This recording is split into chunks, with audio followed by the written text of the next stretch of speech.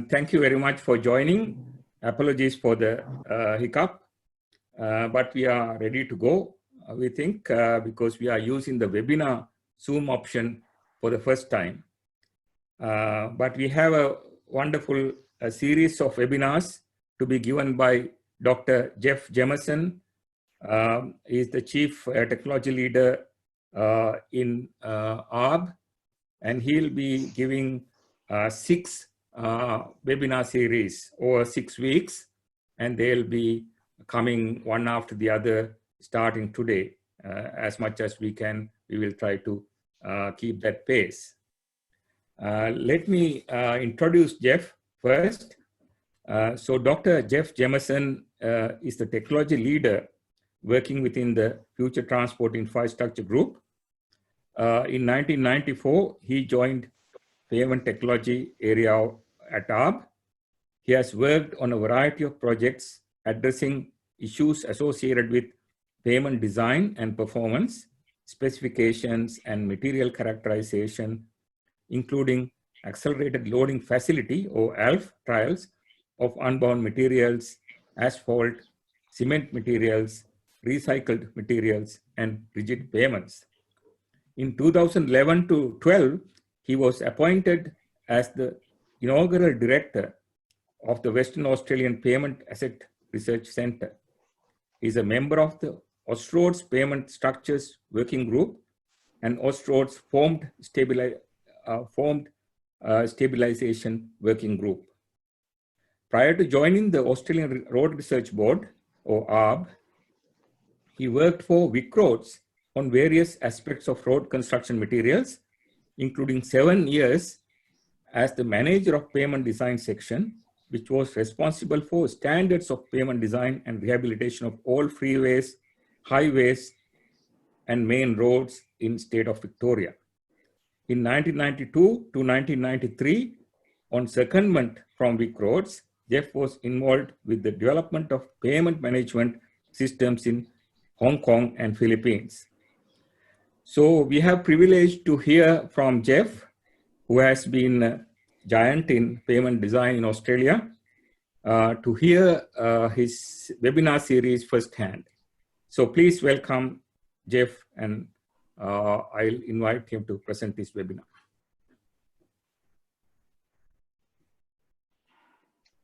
You can go ahead, Jeff. Thank you very much, Jayantha, for those kind introductory remarks.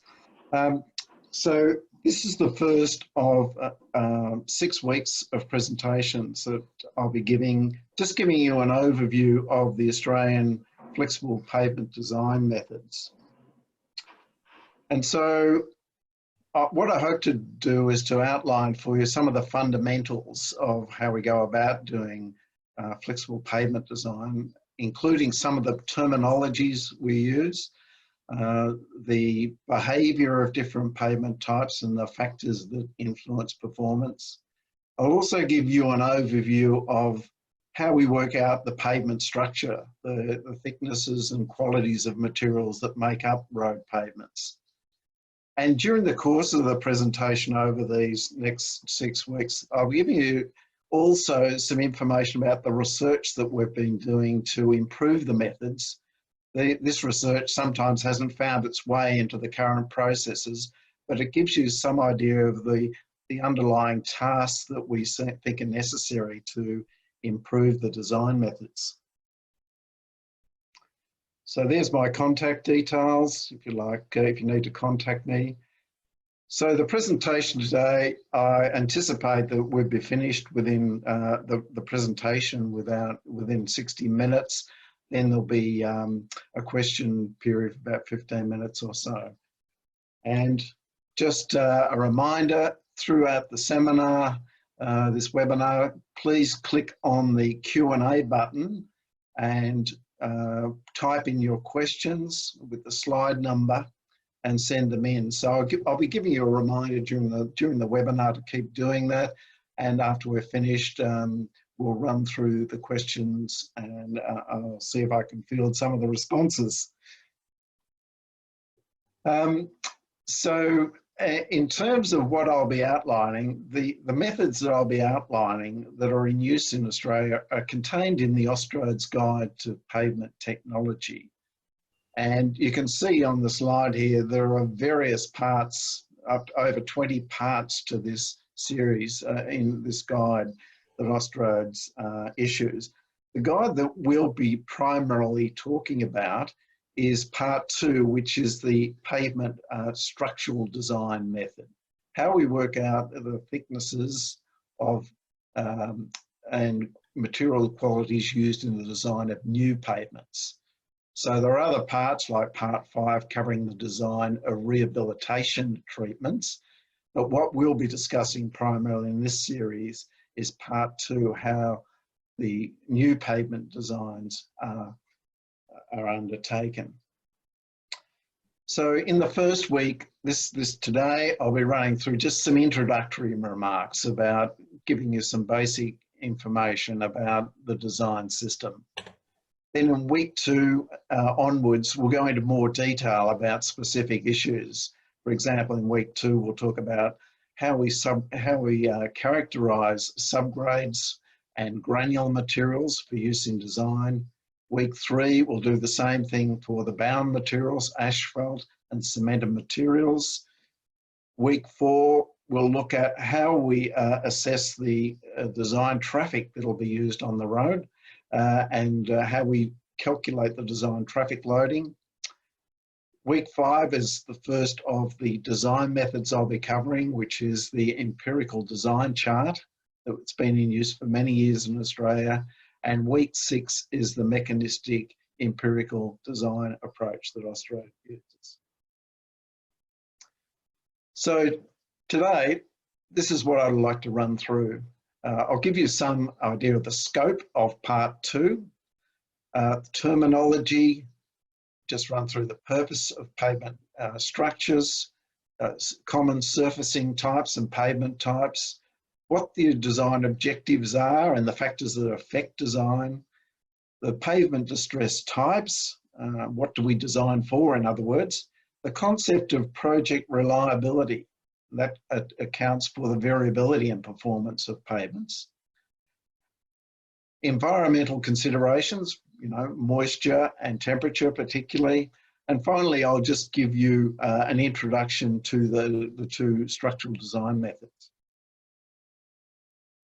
So firstly, in terms of the scope of the design guide, it covers the design of flexible pavements with unbound granular materials with a sprayed bituminous seal surface, and also flexible pavements including bound layers such as asphalt and cemented materials.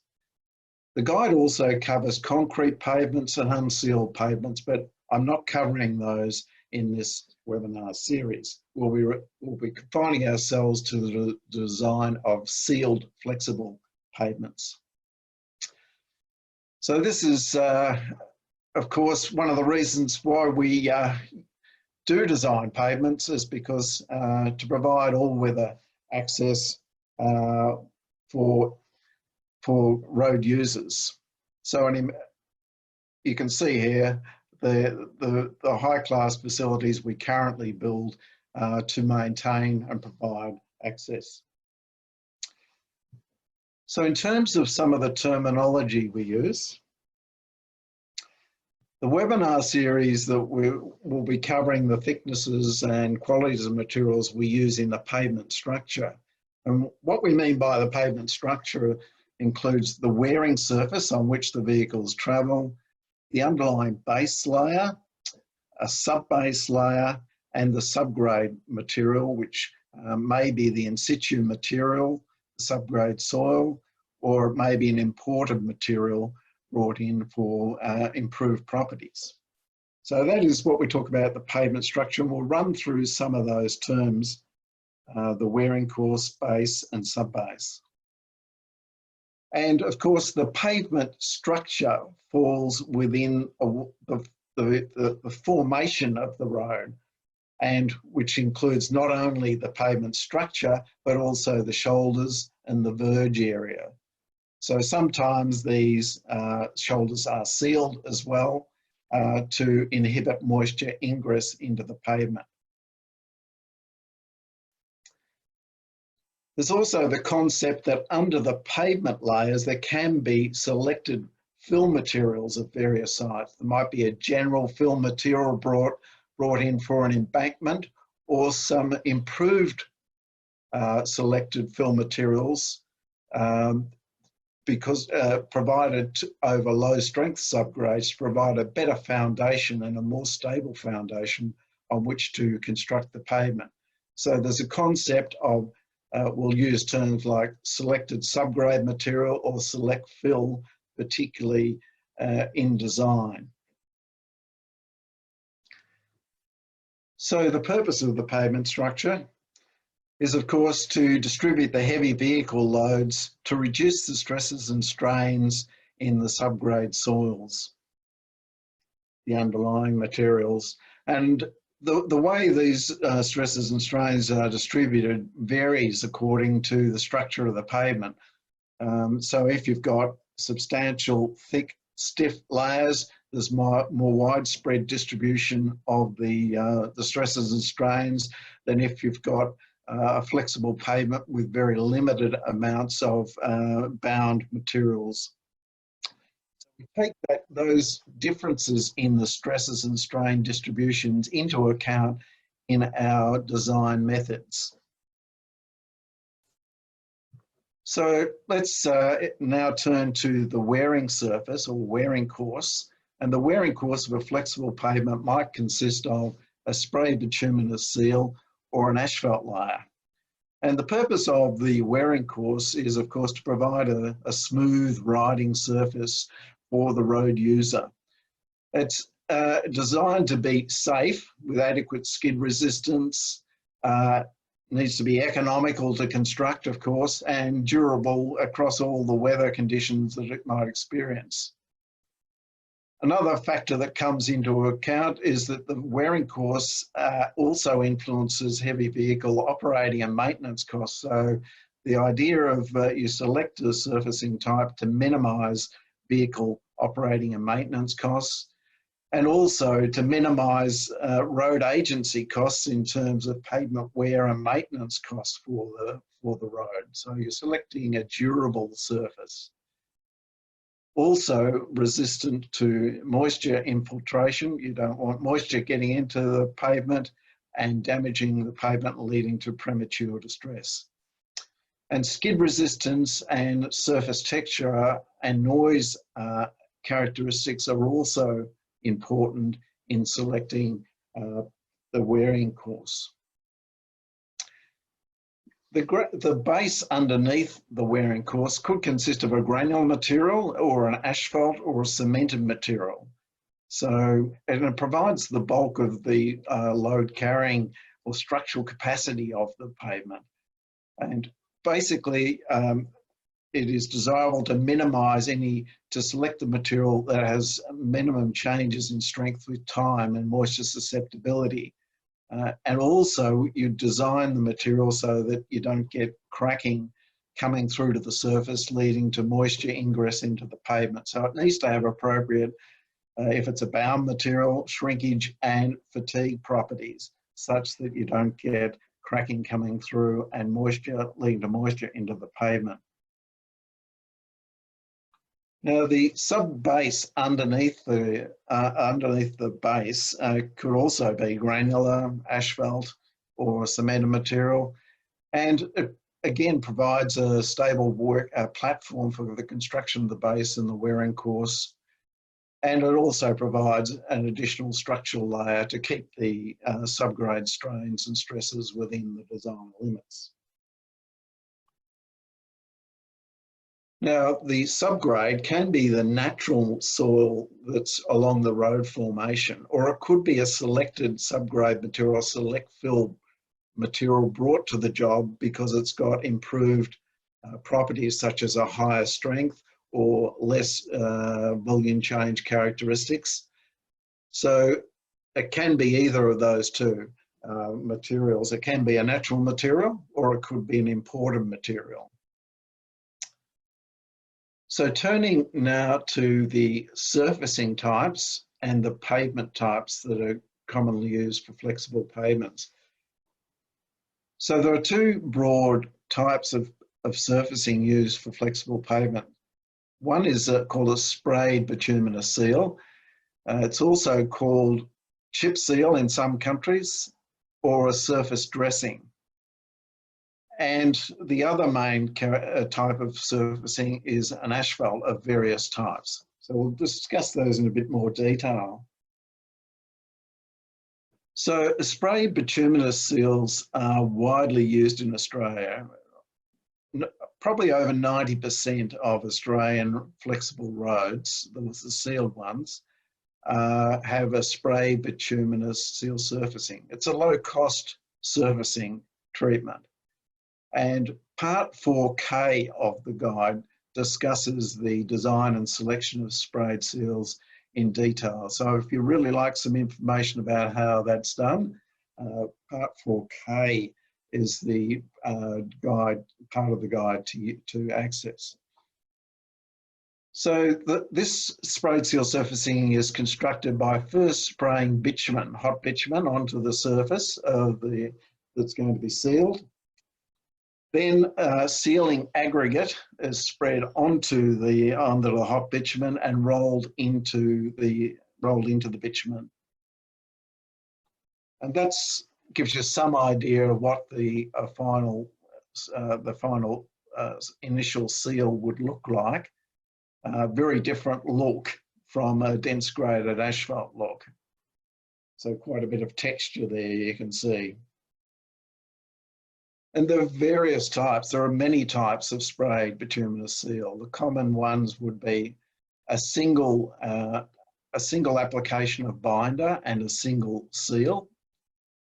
And for more heavily trafficked roads, you might use two sizes of aggregate, a larger size first, and then a smaller size, say a 14mm is the underlying aggregate size, followed by a 7 or 10mm on top of it.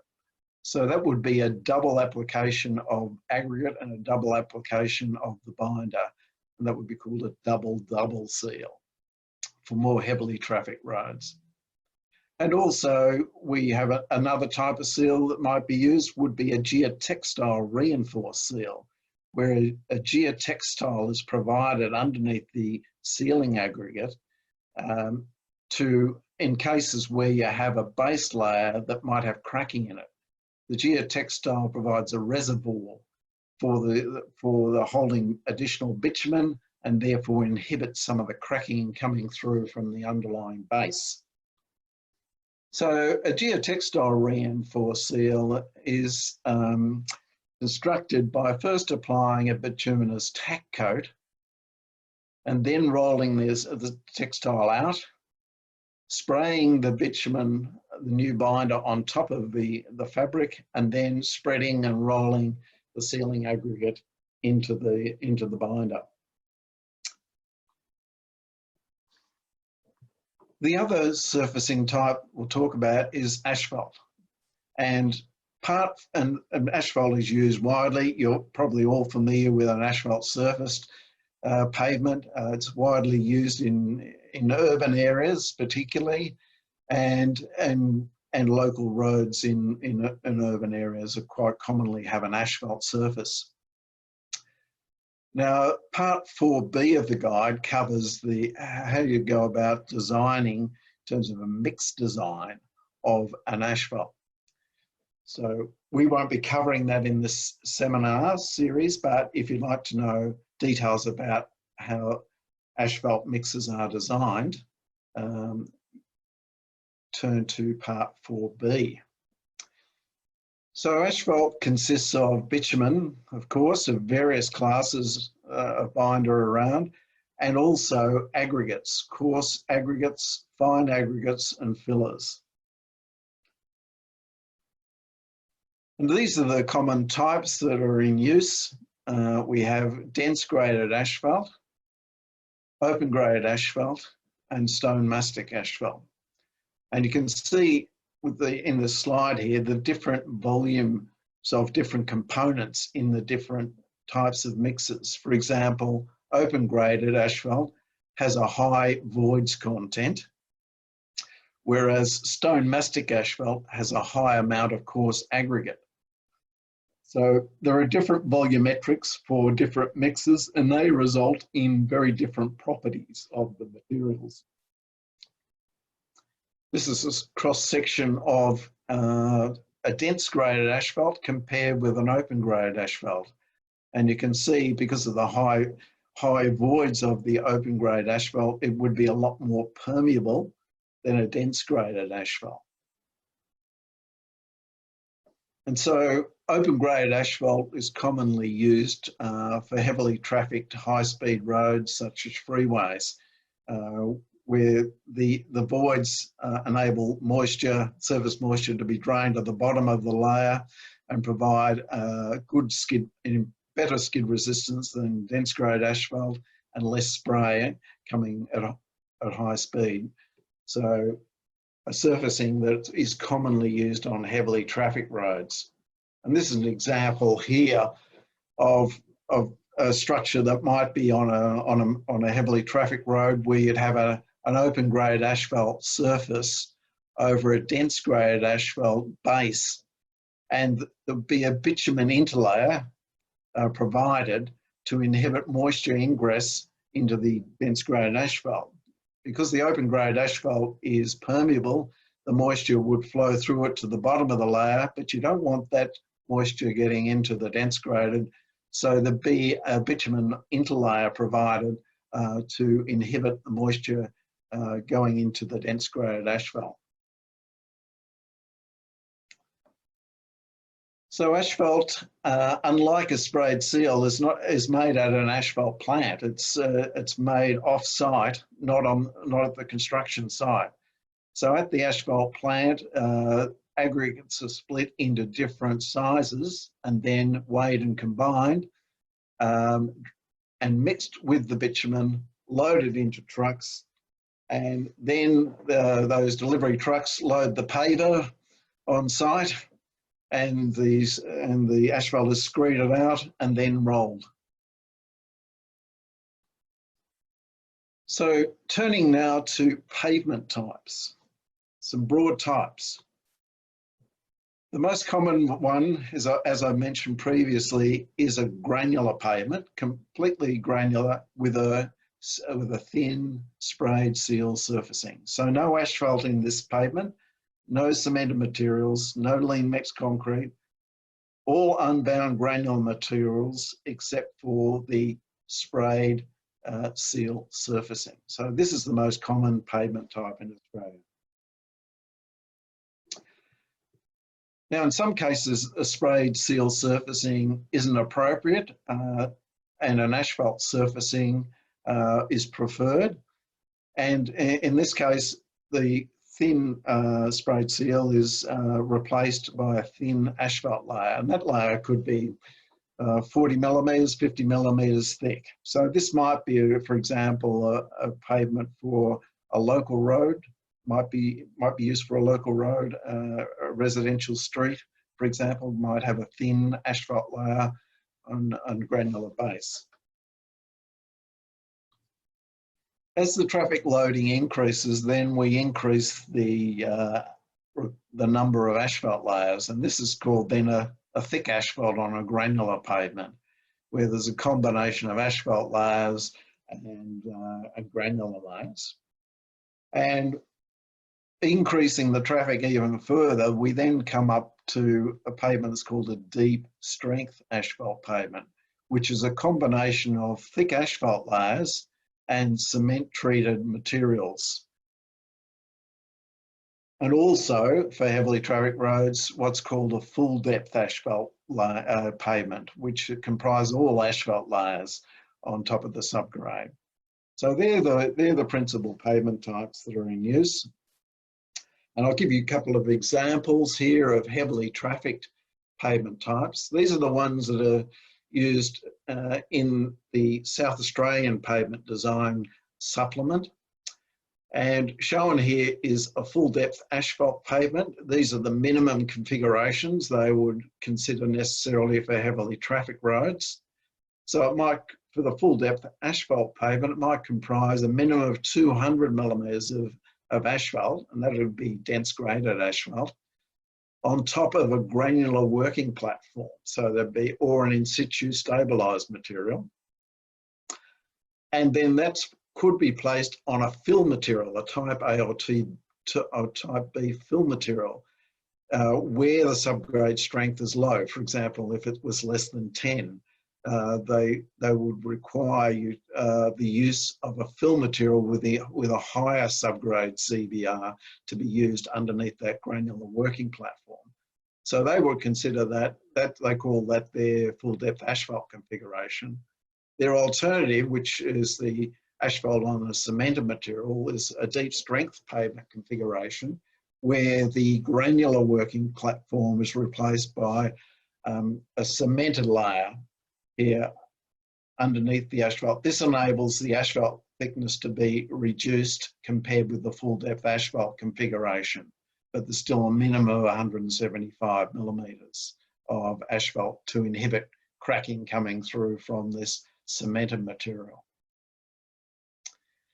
Here's another example of pavements that are used for heavily trafficked roads, in this case in New South Wales from their design supplement.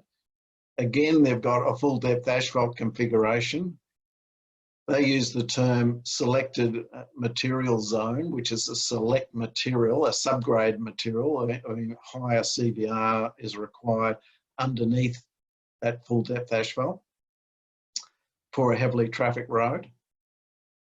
They would also use what could be called a deep strength pavement, which is less thickness of asphalt on a cemented material again requiring that select material underneath there, provide uniform subgrade support along the pavement. Of course, they could use a sprayed seal granular pavement for a rural area in particular. And also in New South Wales, there's quite a bit of use of lean mixed concrete as a sub-base underneath the asphalt. And this lean mixed concrete then becomes the main plays a significant structural role in the pavement because of its high strength and fatigue characteristics.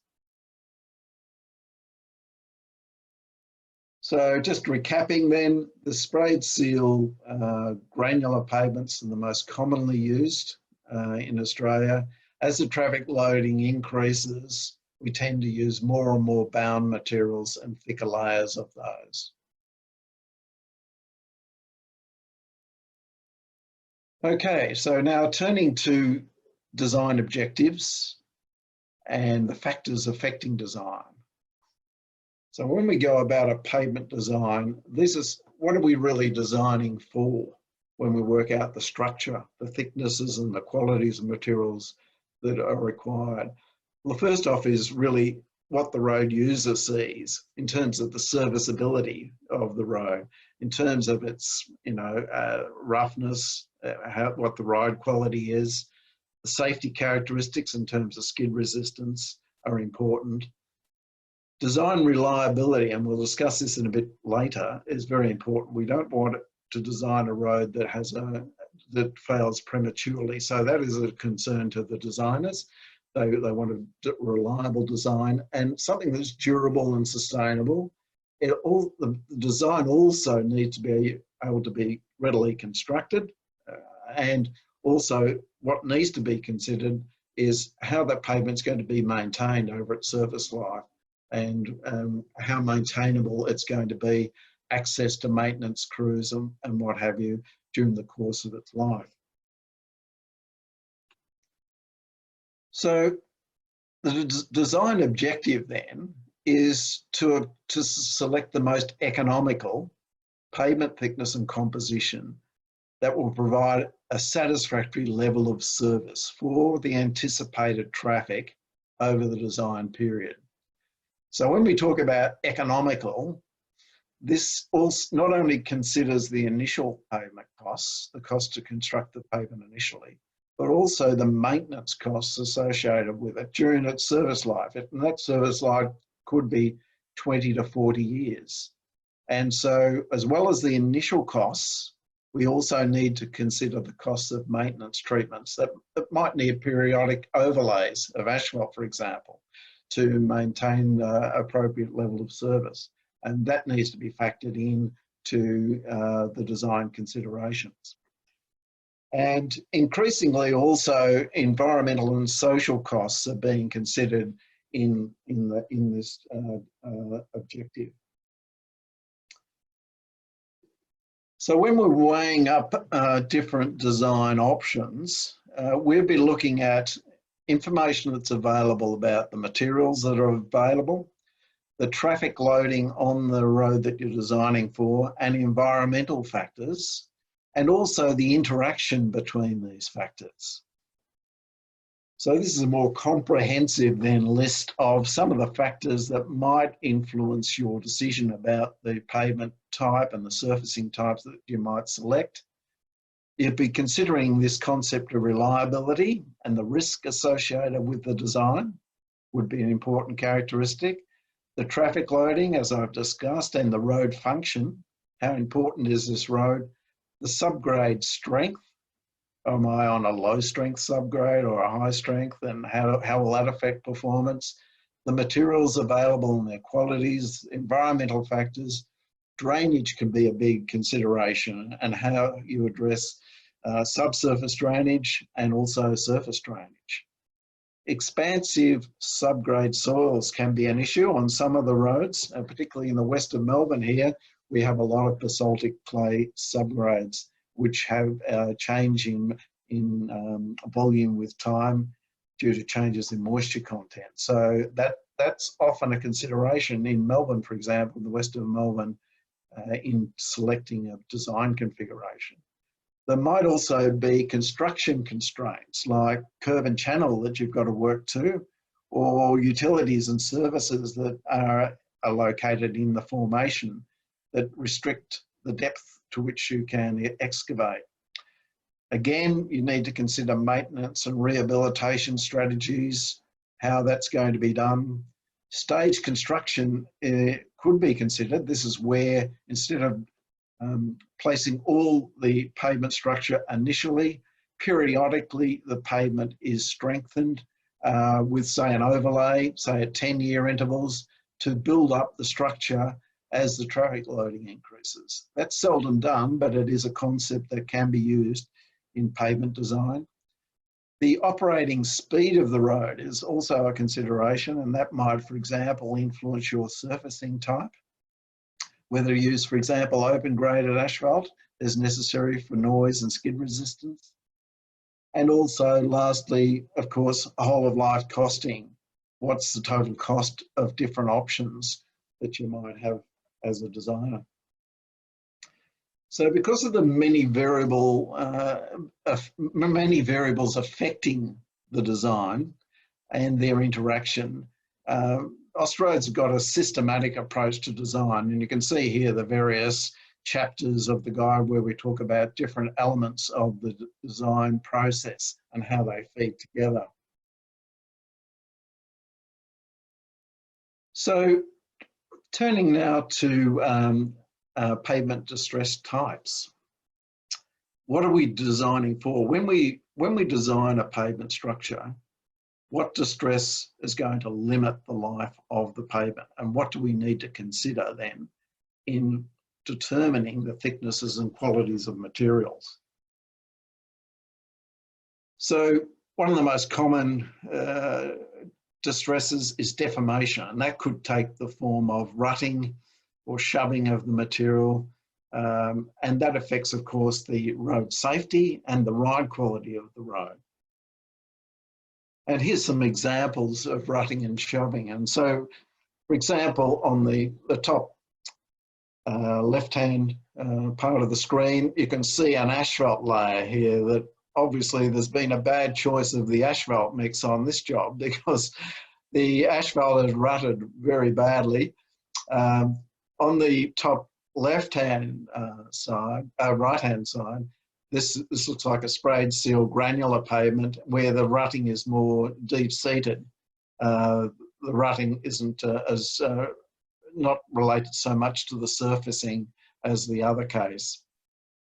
And in the bottom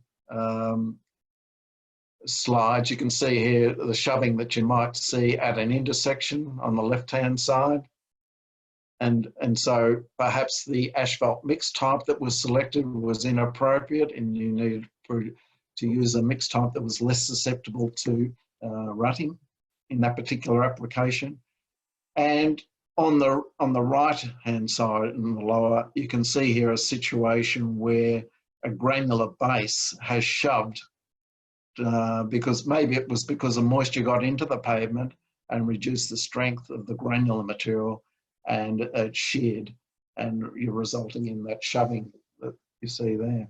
So there's some examples of what we would need to be considering as designers, how we design for those distress type in terms of deformation. There's also non-load related deformations in pavements, and this particular example relates to how the roughness or the ride quality is affected by expansive subgrade soils. Where you've got clays in particular, have moisture changes in those materials, they can lead to volume changes and it affects the ride of the surface. And so that needs to be considered by the designer in trying to inhibit moisture changes in the expansive soils during the service life. And so that's another consideration, a non-structural consideration that needs to be considered by designers. The other main distress type that we consider is cracking. And there are various forms of cracking. It can have transverse, longitudinal, diagonal. It can have the block cracking that we see particularly for cemented materials, and also crocodile fatigue cracking. So various types of cracking. And here's some examples. On the left-hand side, we have fatigue of a cement-treated base material here. Now, the block sizes here that the material forms are much larger than what you would have for a thinner, less stiff material like asphalt on the right-hand side. So the block size that it generates depends on the thickness, on the strength and the thickness of the bound material that's fatigue cracked. So fatigue cracking is an important part of our design method, how we design the thicknesses and the qualities of material so that we don't get premature fatigue cracking that would occur before the end of the design period. So here's some other examples of non-load related cracking. So this might be in the case of the upper left-hand photograph. This is shrinkage cracking pipes from a cement treated material underneath. That might be the cause of that transverse cracking. On the upper right-hand side here, you can see a longitudinal crack running adjacent to the shoulder, sealed shoulder here. And that could be due to an expansive subgrade drying out and it's cracked along this edge here because of the moisture changes in the subgrade material. So please, if you have any questions, please click on the Q&A button and enter your slide number with the question, please send them in. So I'd now like to talk, briefly outline this concept of designing for reliability. And it's an important consideration in design and in also your understanding of the design process. So this concept of design reliability or project reliability is provided to allow for the in-service performance variability of pavements. We have variations in how long pavements last. And when we do a design, an integral part of it is estimating how well the pavement, the constructed pavement, will perform. So we often get asked how long a constructed pavement will last. And that provides a very difficult question to answer, as I'll explain shortly. It's it's unreasonable to expect that a pavement design process can guarantee the constructed pavement will perform exactly in accordance with the design expectations. And I'll give you some reasons why.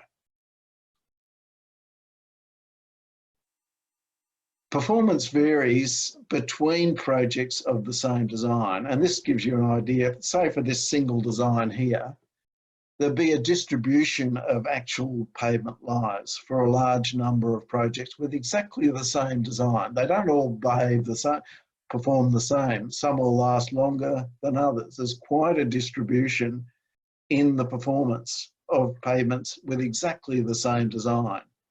And that's the challenge for the designer. How do you allow for that variability? And one of the key reasons is that we have imperfect pavement models. We try and represent a complex reality by a simple imperfect model. And this is an example here of another type of imperfect model where we use a contour map to represent the characteristics of a complex terrain. So one of the reasons is that we have imperfect pavement models. And of course, we seek to improve those all the time. And that will be the subject of some of your research in the SPARC Hub. So that's one of the reasons, imperfect models. And we'll see that during the course of this webinar series, and I'll explain some of the work that we've been doing to try and improve those models. And then the other aspect is the inputs to those models are often gross simplification of complex and variable properties of the subgrade and the pavement materials. And we'll see that in the next weeks or in the following weeks of the webinar, where you'll see the simplifications we've made to the design moduli, for example, that we use to put into our response to load models. So there's some really gross simplifications that we'll discuss later in the series. And then there's the concept that the constructed pavements might not be exactly according to the design configurations. The layer thicknesses might well be different. They might vary by, say, 10, 20 millimeters from the design configuration. So there's variations in the thicknesses, and also the qualities of materials can vary from day to day that are placed during construction. So the designer needs to allow for this uncertainty in the performance prediction. We need to allow for this variation. And this is where we've introduced the concept of project reliability, which is the probability that a pavement, when constructed to the chosen design, will outlast its design traffic before major rehabilitation is required. So it's a probability that the pavement will outlast the design traffic. And here's some desired project reliabilities that could be used. For example, on a freeway, you might design for a reliability of 95%. That, if you choose that, that means 95 out of 100 constructed pavements of that design will outlast the design traffic. So there's only a 5% chance that the pavement will be distressed within the design period. And you can see the reliability levels that people use are often related to the importance of the road. You're prepared to take up a little more risk for a lightly trafficked road compared with a heavily trafficked road, where the consequences of early distress result in significant road user costs to rehabilitate the pavement. And of course, the selection of that, the design project reliability impacts on your thickness that you come up with as a designer. And you can see here that the thickness of a full depth asphalt pavement increases as the desired project reliability increases. So the lower the risk you wanted to take, of course, the more thickness of asphalt you'll need to place and design for. So in essence, what we're saying is that the design system provides a probabilistic performance prediction. It's not a deterministic value. We don't know exactly how an individual project will perform. But what we can say is we can say something about the distribution of lives of a large number of projects. And so what is commonly designed for is, say, 90 or 95% probability of outlasting the design traffic. So turning now to just mention some of the environmental considerations. And that's these, of course, influence the design and are considered in chapter 4 of the design guide, but they interact with other parts of the guide. As you can see there, the environment then interacts with the subgrade evaluation, because the moistures might affect the subgrade, and also the pavement material types. What is the temperature of the road operating at, and how does that, for example, affect the modulus of the asphalt? So these are the two major factors that we consider as designers. One is the moisture regime, and also the other one is the temperature it's operating at. And you can see these characteristics vary markedly throughout Australia. And so there are the designs that are in use vary markedly with those climates. So as the rainfall, for example, changes, being higher up north, the selection of materials is very different from drier areas like South Australia, Victoria, for example. So it has a marked effect on the suitability of designs. So as I've mentioned, moisture has a major influence on pavement performance, and so it can play a major role in which material you use. Maybe you should be selecting materials that are less susceptible to moisture ingress.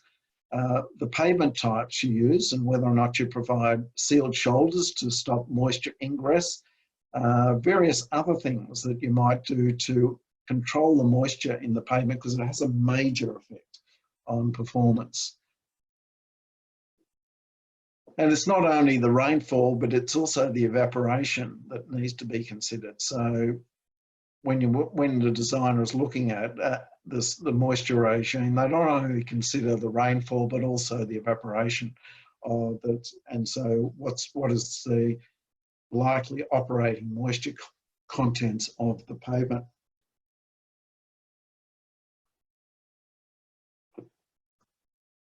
So this slide here just illustrates the many factors that affect the moisture in the pavement. You might have moisture infiltrating the surface, or it might be coming through infiltrating the shoulders and then into the pavement.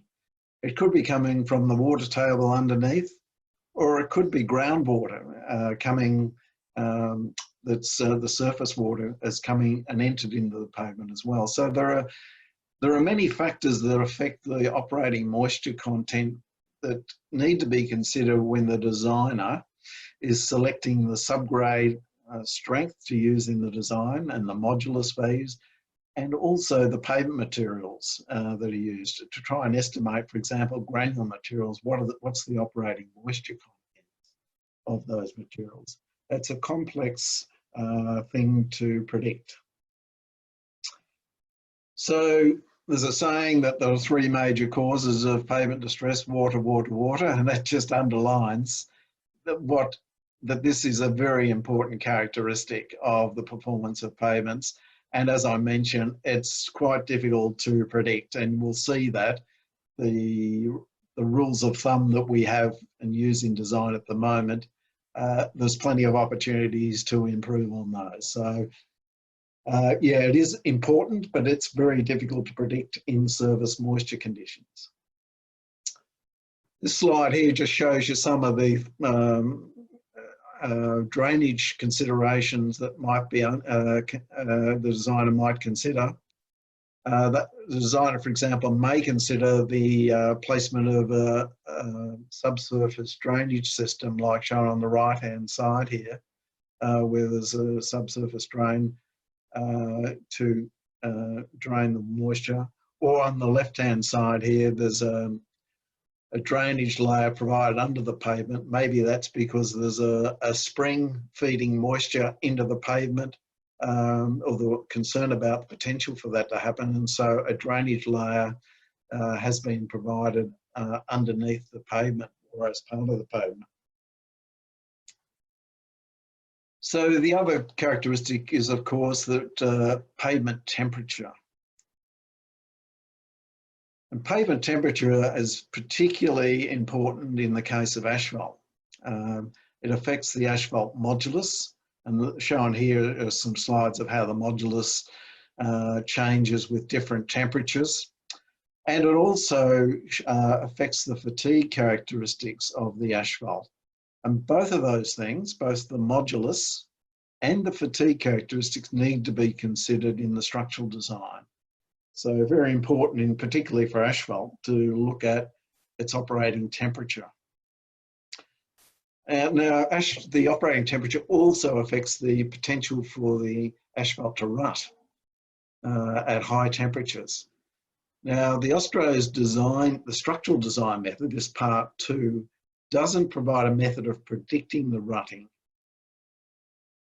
the asphalt rutting. Where it is considered in the design process is by appropriate selection of mixed types for the environment, and coupled with the asphalt mix design procedure. And we use such tests as the wheel tracker test shown here to evaluate the rut resistance of asphalts, and therefore aid in the selection and specification of appropriate mixes for different climates and different design situations. So it's not part of our structural design method at the moment to predict the rutting of asphalt, and that may be an improvement that is made in the future. But at the moment, we don't actually try and predict the rutting of the asphalt. It's considered by appropriate selection of mixed types. So finally, I'll just mention the 2 structural design methods that are in use in the Australian system. And there's a mechanistic empirical method that's used for all flexible pavement types. And it's particularly used where you've got bound materials, where you'd like to predict the fatigue performance of those bound materials. The other main method is the empirical design chart, is used where you don't have bound materials. It's used for sprayed, sealed, surfaced, granular pavements. So this is the empirical design chart. It's called figure 8.4. It's been in use for many years in the Australian system as figure 8.4, and all designers know it by that name. It's a legend now. So it's used to work out the thickness of cover required over different subgrade strengths here. These are the subgrade CBR values. This is the design traffic level, and you can work, the chart gives you the thickness of cover required over those subgrade strengths. And there is also information about the quality of the base and type of, and the thickness of base required for different traffic loading. And we'll discuss that in detail in week 5 of the webinar series. There it is, webinar series, week 5, we'll discuss that empirical chart. The other method that is in use is a mechanistic empirical design method. So the mechanistic part of the method is where you predict the critical strains in a mechanistic model of a trial pavement configuration. So we select a trial pavement configuration, calculate some critical strains, and then predict the in-service performance.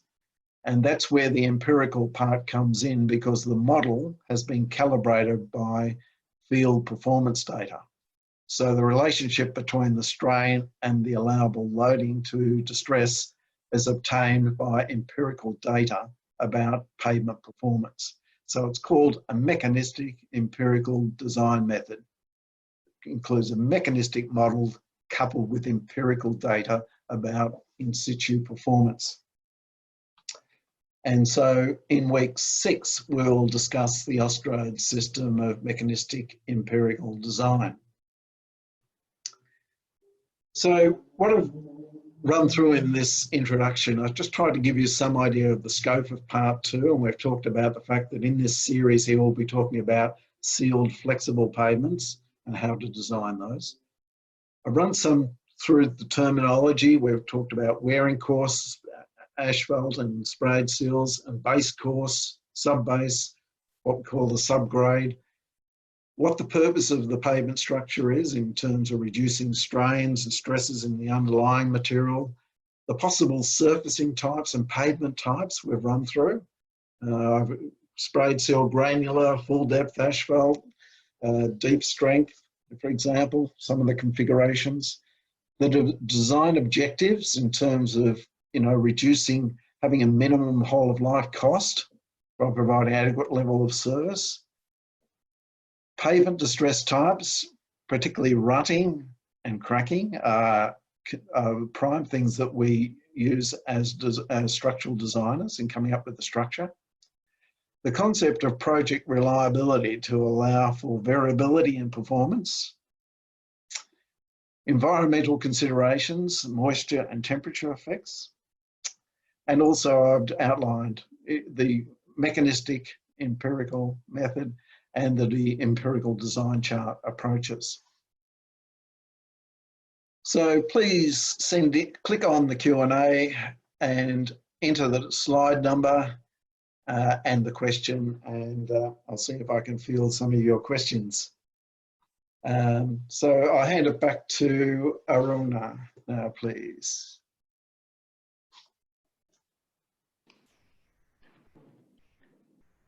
Yes, thanks, Jeff. I'll give you a call now, as you cannot hear through the webinar. Jeff. Hello, Jeff. Thanks for the fantastic presentation. So we have some questions in the Q&A, and I'll go through a couple of them. Right. The first question is on slide number 53. 53, is that the one? Yes. The question is, does Australia has any specialized software for LCCA? I think it's a cost. Yeah, life cycle costing. Yeah. No, there isn't. Individual road agencies have procedures. There's no Austrade system, and I must say, although we mention whole of life costing, it's not commonly done, even though it's mentioned quite a bit and talked about. In practice, there are certain, I guess it's not routinely done in a design. There would be some rules of thumb that road agencies would know which configurations have the lowest whole of life cost, so they wouldn't actually commonly do it in a routine design. They might have done a study, like I did a study from Main Roads WA on looking at the whole of life costs of a range of configurations, and based on that they identified some structures that they recommended for different traffic loadings. So to answer the question, no, there's not a bit of software around to do it.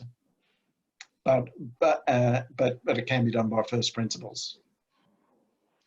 Thank you, Jeff. And the next question is on slide number 50.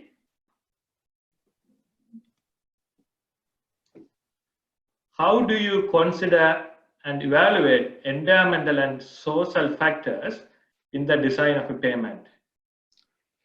Well, this would be to do with, you know, the environmental costs of using different materials, for example, the reuse of, for example, different materials, whether you can use more recycled materials in a pavement or not, and then trying to quantify the benefits of those environmental and social costs.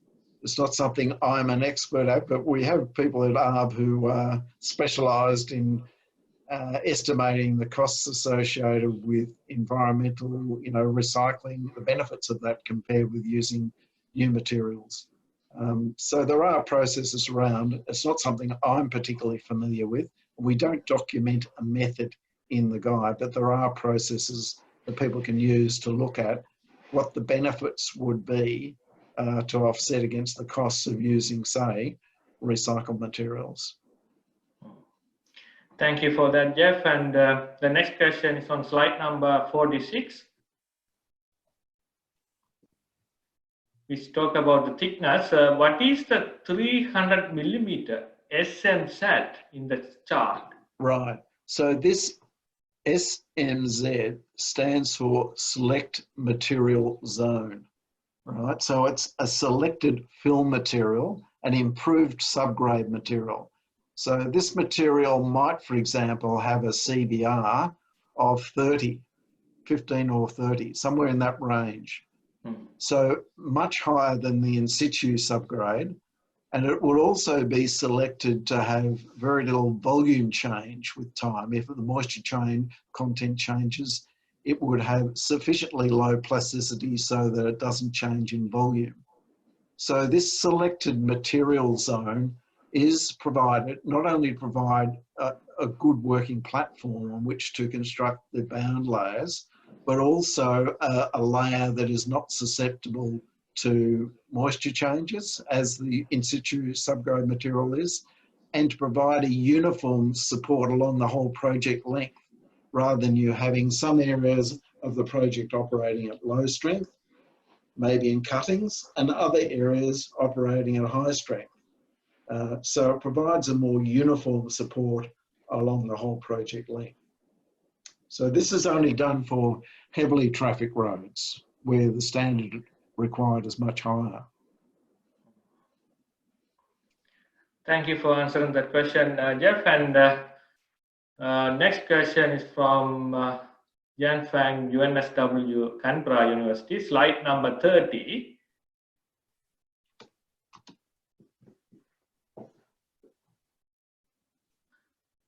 What type of GRS is used and how widely it is used in Australia? Well, we go back to the previous slide here. You can see the GRS here.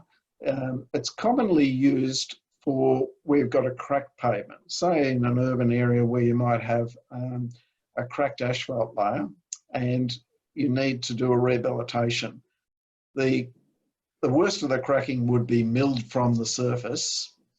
Then you might place this geofabric, place an application of tack coat, put the geotextile down to hold a reservoir of more asphalt, more bitumen, and then place your seal. Now that geotextile reinforced seal will inhibit the cracking coming through from the underlying base. So it might extend the pavement life quite a bit compared with just putting in an asphalt overlay on that road. So it may be used in conjunction with an asphalt overlay. It might be, you might put in this geotextile reinforced seal first and then put an overlay maybe of dense graded or stone mastic asphalt on top of that layer. So it's used as a means of inhibiting cracking coming through from underlying layers. That's what its use is in Australia. Thanks for that, Jeff. The last question is it's a general question. What are some of the advances to pavement design that you expect to see implemented to asphalt guidelines in the near future? Well, you might just have to wait to another week of this seminar series. But what we'll be talking about will be things like the work that we've been doing in terms of finite element modelling rather than linear elastic modelling. I'll just be discussing that sort of work. The work that we've been doing at trying to improve our ability to predict the deformation of granular materials. So there are a range of different research subjects that I'll be discussing in the following weeks. When I get to each of them, I'll be really outlining some of the work that we've done in each of the areas and trying to give you an idea, seed some thoughts for some further work that the SPARC researchers might be interested in undertaking. Thank you, Jeff. Just a final question just came through. It's also a general question. As the bitumen grades in Australia varies with the UK, can we have an equivalent Australian grade for bitumen class 6/70 or 8/100? Sorry, can you just say that again, please? No problem. As the bitumen grades in Australia varies with the UK, can we have an equivalent Australian grade for bitumen class 6/70 or 8/100? Oh, right. Okay. What's the equivalent Australian bitumen class to a penetration 60/70? I think that's the question. Yes. Sounds like it. That is roughly what we would call here as a class 320 bitumen. So the classes in use in Australia, class 320 is the commonly used class for asphalt. There's also class 600, which is a stiffer bitumen. And then there is other stiffer binders still, like EME2, that is in use. But penetration 60/70 was used in the UK. The equivalent class here would be class 320 bitumen. Thank you very much, Jeff. That brings us to the end. All the questions have been answered. Right. And now I will hand it over to Jayanta to conclude the session.